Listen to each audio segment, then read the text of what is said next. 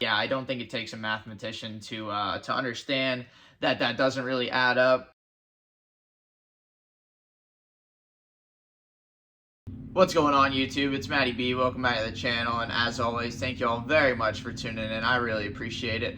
I've actually been meaning to make this video since I raced the Thunder Valley National. I'm not sure that I've seen anything like this on YouTube before. If I'm wrong, then sorry, not trying to copy whoever's done this before. I was with some families that I was helping out at a Loretta Lynn's regional qualifier, and they were talking about how much they had to spend to go to the regional. And as they were talking about it, I kind of thought, shoot, like I've already spent a lot to go race Thunder Valley National. I haven't even left yet, so I figured it would be a good little eye-opener for you all to see how much everything costs and what all goes into it. You know, for me, doing Thunder Valley, this was a little bit of an extreme one because it was pretty far from home, but as you guys know, I do things as cheap as I can. So if you guys see how much I'm spending, I would probably assume that most people are spending more than I am, so I just figured I'd bring you guys through that. Before I get any further, I've had some things that I've said in the past be kind of misconstrued as like complaining and stuff like that. I have nothing bad to say. Like, I'm not trying to sit here and complain and say that everything should cost less and this and that. It is expensive, but we're racing at the top level. It's motorsports, and at the end of the day, I mean,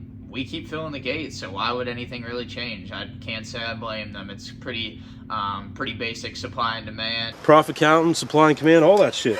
We keep supplying, so I really just wanted to do this just to kind of show you guys how much goes into it, and maybe it'll give you guys a little bit more of an appreciation for your local privateer. I mean, most of us just do this stuff based off of passion and love for the sport, and luckily without support of a lot of great people that are motocross enthusiasts, I don't think many of us would be afloat due to all these costs. But hey, it's racing, it's expensive, it's what we love, it's what we do, and no choice. So let's go ahead and get into it. The first cost associated with the Pro National obviously is the Pro license. That's the first thing you have to get before you can do anything else. License in the past has been $350, but inflation, no choice. It's gone up to $515 now. They've got a little convenience service fee or something like that.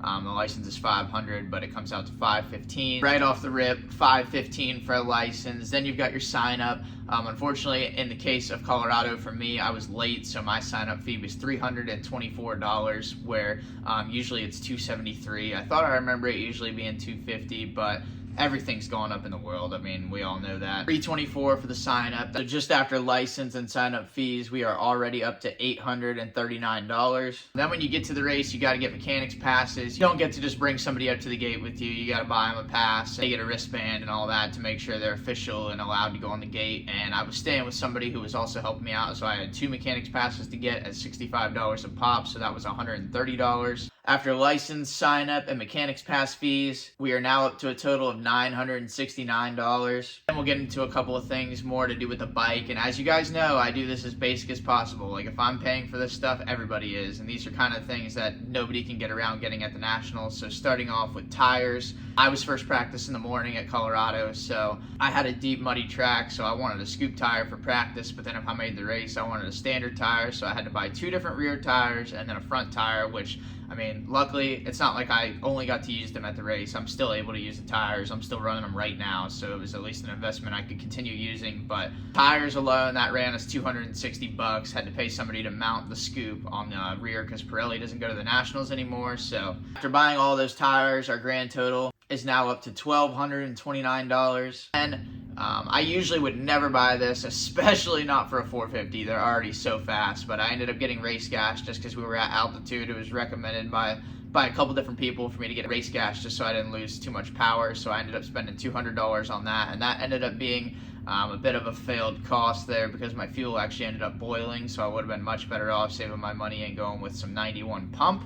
But I mean, hindsight's 2020. We didn't do that. We spent $200 on race gas, so that was a bummer. So after the $200 of failed race gas, our total is now $1,429. So we out here racking it up, no choice. Then we got a couple of smaller costs. To race the Pro Nationals, you got to have this thing called a hats-off device in your helmet. It's a safety thing. You know, if you crash and you have a neck injury or something, I think they can use something where they can, whatever's inside there, they blow the hats-off device up and kind of just lift the helmet off your head a lot easier and not have to mess with your neck or anything. So that is a safety thing. That's $50 to have. Luckily, I had mine from last year, but still had to pay for it last year, so that was $50. And then luckily the transponder is free that you get to use, although if you forget to return the transponder, they will hit you with a $100 fine. I've been pinched a couple times, but unfortunately the transponder clip That'll get you for that one. I didn't have a clip, so that was $10. So after those two things, hats off device and transponder clip, our total was up to $1,489. I got really lucky at not having a hotel expense for this race. I'm thankful to have an awesome group of people that take me in out there. So huge thank you to Super Dave and his wife Patty for helping me keep that cost out of the equation. That helped me out a ton. And here's the big one. This one wouldn't have been near as bad if I would have done a lot of other nationals that were closer to me, but for various reasons, this was the one we ended up choosing to go to first. So for fuel, it was a 3,300 mile round trip to Thunder Valley. My truck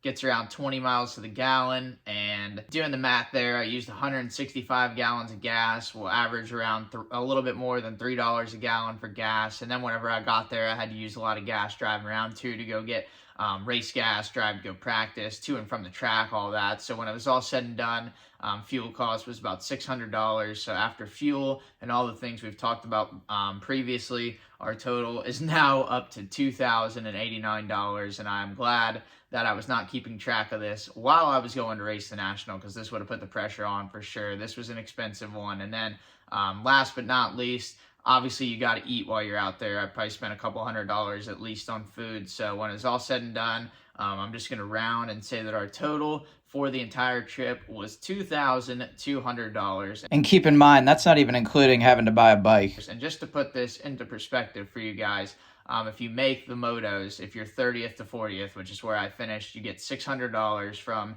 MX Sports, which it just hit my account the other day, so at least I can get a couple meals now. Hell yeah. And then from Yamaha, if you finish 30th to 40th, it should be another $300. So simple math there, 600 plus 300. I'm only bringing in $900 from the actual race while spending $2,200. So yeah, I don't think it takes a mathematician to understand that that doesn't really add up. Thankfully, I have a lot of great support. I definitely would not have been able to pull this trip off all by myself. I have a lot of great sponsors behind me and a lot of great supporters, and I definitely wouldn't even still be afloat racing dirt bikes without them. So massive thank you to all of them. I'm going to put a list of them at the end of this. And then another thing I try to do is, obviously with the YouTube, I make money off that too, so I have to try to supplement the YouTube to try to make some extra money to pay for the trip.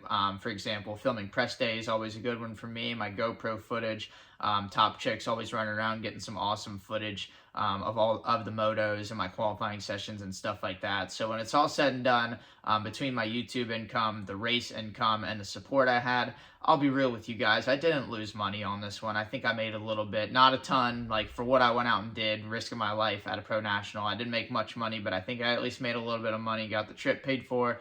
My girlfriend and I had an awesome time. We got to do a bucket list item of Thunder Valley on equal horsepower, which is something I've been wanting to do ever since doing it on the two-stroke last year.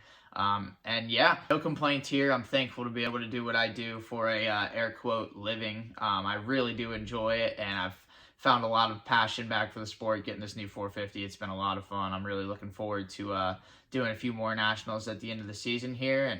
And yeah, there's your cost breakdown. I hope you guys enjoyed a little bit of that insight. Don't feel bad for us. We're out here doing it to ourselves. I mean, I'm not out here looking for sympathy or anything like that. Just wanted to kind of give you guys a little bit of insight on what goes into it. And yeah, respect your privateers. They're running off of passion, love for the sport, and probably fumes. So I appreciate you guys watching. Thank you very much. Hope you enjoyed it. And we're out. Catch you guys next time.